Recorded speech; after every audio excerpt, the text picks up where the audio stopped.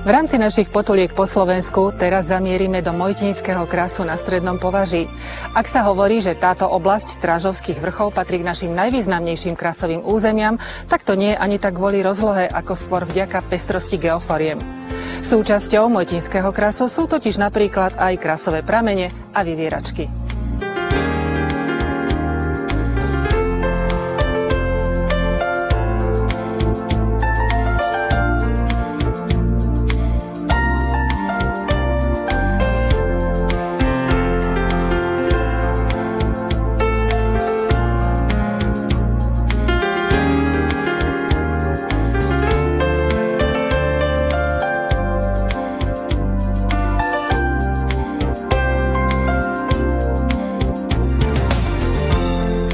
Mojtínsky kras je v rámci Slovenska jedinečným územím a zďaleka nejde iba o krásne vyhliadky.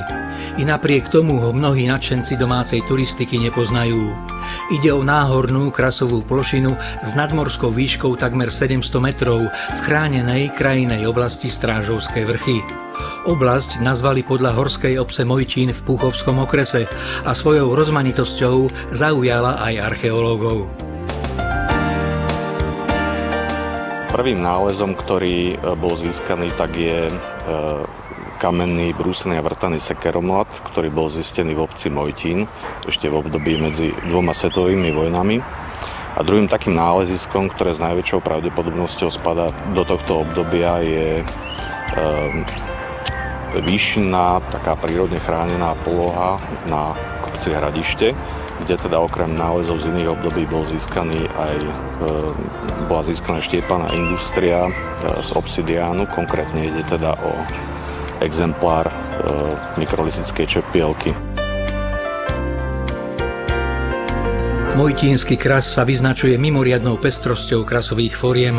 Okrem jaskýň tu nájdete hlboké priepasti a krasové jamy, presnejšie povedané závrty. V dvoch z nich sa jaskyniarom z Dubnice nad Váhom podarilo preniknúť do meandrovitých jaskyných chodieb, ktoré vytvorila tečúca voda vnikajúca do podzemia. Bežný návštevník sa tam však nedostane. Teraz sa v podstate nachádzame na začiatku Mojtínskeho krasu. Táto jaskyňa by podľa našich predpokladov mala byť začiatok systému, ktorý podľa tých predpokladov, ktoré sme tu získavali farbením vody, by mala byť úplne na začiatku celého systému jaskyň, ktoré sú pod Mojtínom. Je to druhá najväčšia jaskyňa na Mojtíne, hlboká 104 metrov a dlhá 500 metrov, dole s aktívnym tokom. Vtekaním vody do tohoto veľkého závrtu a postupným tvorením celého systému. Na konci v hĺbke 104 metre sú sifóny, ktoré sme doteraz neprekonali. Je tam veľa blata a strašne úzké tie chodby, zatiaľ ich nemôžeme prekonať. Z povrchových krasových útvarov môžete v Mojtínskom krase pozorovať aj mnohé skalné formy, zvláštne suché doliny či ponory, teda miesta, kde sa povrchová voda stráca a vteká do podzemia. Popri nich si nemôžete nevšimnúť aj krasové pramene, tzv. Vyvieračky, ktorých voda pochádza z jaskýň. Pre Mojtínsky kras sú typické tiež tzv. Škrapy na odkrytých skalných plochách. Sedím na takom zaujímavom skalnom útvare, ktorý sa nazýva škrapa alebo škrapy. Je to typický útvar krasovej krajiny. Poznáme ho veľmi často, sa s ním môžeme stretnúť napríklad v Slovenskom krase, ale aj Mojtínsky kras má niekoľko takých typických miest s výskytom škráp. Tieto škrápy, ktoré sú tu, možno nazvať alebo označiť za studňovité alebo puklinovité škrapy a patria k tým povrchovým krasovým javom, ktorými sa vyznačuje kras všeobecne a osobitne aj Mojtínsky kras. Tieto skaly alebo skalné útvary škrapy vznikajú pôsobením vody na odkrytý povrch vápencových skál.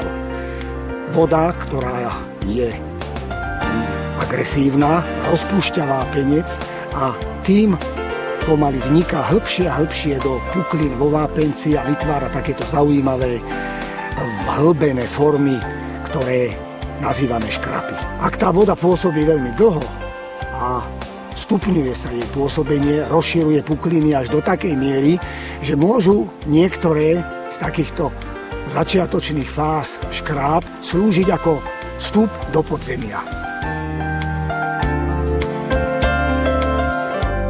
Prirodzene najpozoruhodnejšími miestami sú na tomto území jaskyne.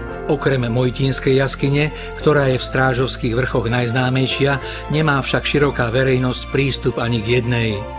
Mojtínska jaskyňa leží na pravej strane kaňonovitej doliny Zráz s horskou cestou, ktorá v minulosti ako jediná spájala Mojtín s obcov Pružina. Priaznivci s obľubou nazývajú toto miesto aj ako jaskinný kostol. V rámci Mojtínskeho krasu patrí k tým jaskyniam, ktoré ľudia poznajú najviac, pretože do väčšiny jaskyň na Mojtíne alebo v okolí je vstup umožnený len pre jaskyniarov. Ale táto jaskyňa už v druhej polovici 19. storočia slúžila ako miesto, kde sa stretávali rímskokatolícki veriaci z Mojtína, keďže v tom čase na Mojtíne kostol nemali a prichádzal sem z farnosti z Pružiny známy národný buditeľ, rímskokatolícky farál Štefan Závodník, ktorý pre obyvateľov veriacich z Mojtína kázal práve v tejto Mojtínskej jaskyni. Okrem tejto Mojtínskej jaskyne, Mojtínsky kras ovplyvá množstvom krasových javov na povrchu alebo v podzemí. K tým podzemným krasovým javom patria predovšetkým hlboké jaskyňa alebo priepasti. Mojtínska priepastná jaskyňa s hĺbkou viac ako 117 metrov a dĺžkou viac ako pol kilometra, alebo jaskyňa na Rúbani. Pravda, tých ďalších jaskyň menších je tu oveľa viac. Jaskyniari z Dubnice nad Váhom tu preskúmali okolo 140 jaskyň. Mojtínsky kras neodoláva masovým návštevám turistov. A zda to tak má byť, pretože krásne prostredie si vyžaduje ticho a pokoru. Jedno je však isté. Ak spoznáte prírodné čaro tohto kúska Strážovských vrchov, nesporne pocítite vnútornú túžbu vrátiť sa.